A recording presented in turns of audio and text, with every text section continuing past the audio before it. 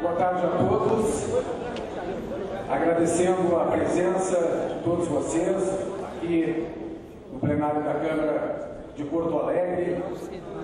Vamos então dar início à solenidade de abertura do Fórum Planejamento Familiar como Ferramenta de Combate à Miséria.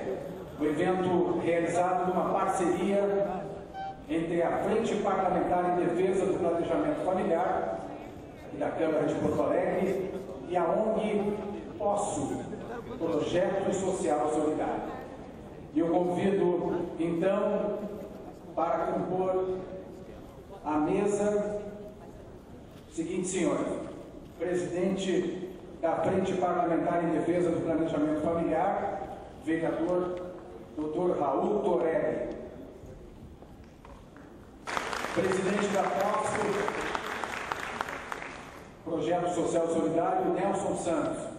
Presidente da Câmara Municipal de Porto Alegre, vereadora Sofia Cabedon.